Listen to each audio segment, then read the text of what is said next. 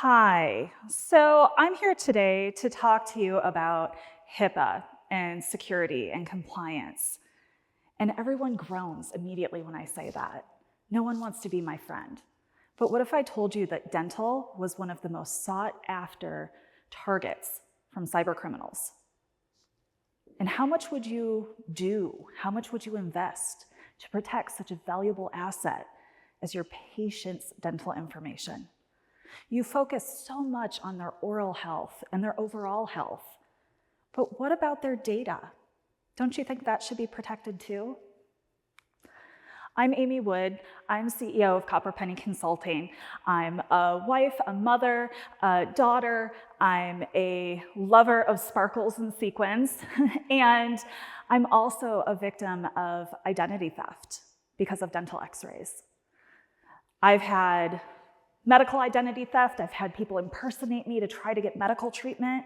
I've had financial identity theft. And let me tell you, when trying to run a business, that's extra difficult. So I want to start with an exercise. I want everyone to stand up, and I want you to choose a side, because this is the number one thing that you guys get wrong. You spell HIPAA incorrectly. Now, if you think it's two A's, I want you to stand on this side, and if it's two P's, stand on this side. Okay, for the people that are over here on the two P's, are you sure? Because there's an awful lot of people moving over this way. It's a lot of peer pressure. Are you standing firm? Okay, well, what if I told you it's actually two A's? And if you can't remember, I had my oldest daughter draw some artwork for you to remember. There is no PP in the HIPAA pool. And as a side note, the expert on the side of the pool thinking this has a judgmental stare, cankles, and armpit hair. And my lovely teenager decided to make a caricature of me. Aren't they nice? Now, some of the other things I've seen, and oh boy, have I seen some stuff in the last decade of trying to help clean up data breaches and cybersecurity incidents in dental practices. I see a lot of phishing attempts. I see a lot of physical theft, people breaking in, when that's actually one of the easiest things to protect is your physical security. I've also seen a lot of lost and stolen devices. So there's actually a very simple, easy way to protect most of your physical devices. And it's not that expensive. I'm a big fan of locks and cages and passwords and very simple but high ROI items when it comes to physical security. Then I've seen people getting rid of devices incorrectly.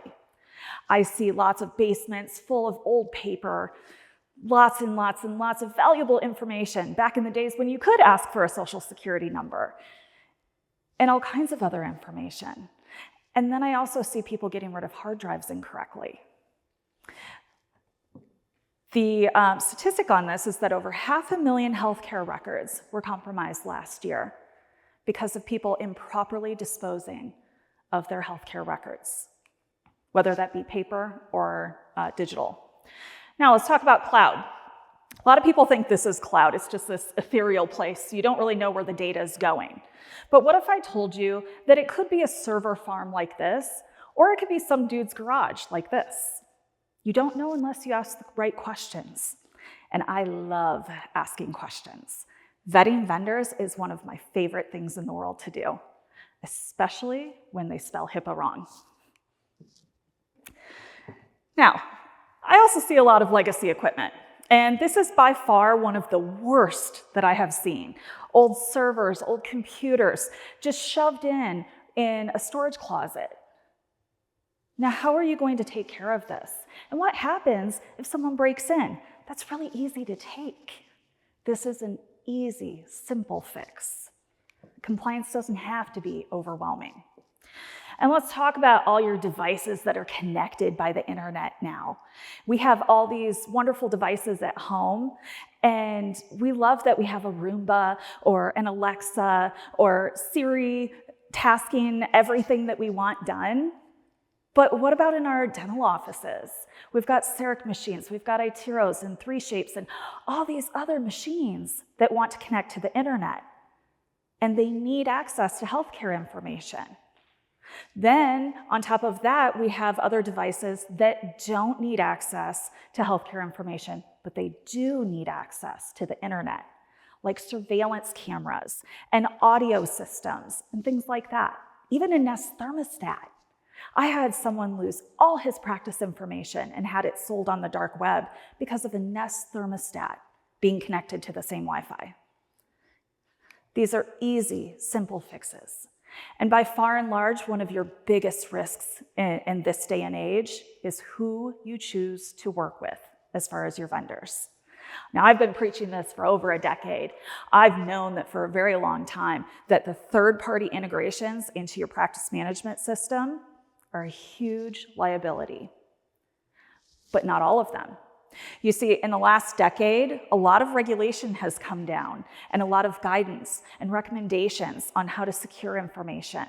And a lot of these vendors are actually wanting to prove to you that they're better in this aspect. All you have to do is ask. You just have to ask the right questions.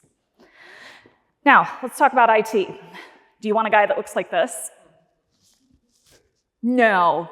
We don't want the frazzled guy. We want someone that has their act together. They know how to have all the right security tools. They're telling you what the solutions are and actually providing a solution, not just a la carte items that they can check on a box to say that they did. So choose IT correctly. Now, by far and large, the biggest concern for most people right now is cybersecurity. And it is daunting because we think that they're like this guy, just solo weirdos living in their mom's basement. And the reality is they're very well-formed organizations, usually sponsored by their countries. So you and your small practice fighting against, a huge 300-person plus organization, or even larger, depending on who they are and where they're at, the odds really aren't in your favor, but it's actually fairly simple. You don't have to overcomplicate it. So with ransomware, it ends up being, I lost my mic, with ransomware, it ends up being so overwhelming and so daunting that most people do kind of what you're doing right now, trying to bury your head in the sand and not make eye contact with me. But the reality is ransomware is almost 100% preventable. I'll say that again. Ransomware is almost 100% preventable. With a combination of the right education, the right processes and paperwork, and the right technology, and having all of them overlap and work together extremely well. Now, how do we get to where we are with HIPAA, cybersecurity, OSHA?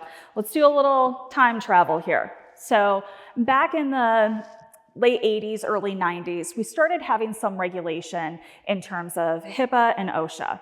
And people that educated on both were able to do so because it was really similar. It was very black and white. If you followed the instructions and you documented things correctly, you were compliant. You could check the box. Well, unfortunately, in the last 30 years, that same mentality is still around.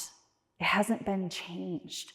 And I'm begging, because I'm so tired of doing data breaches, I beg you to change that mindset.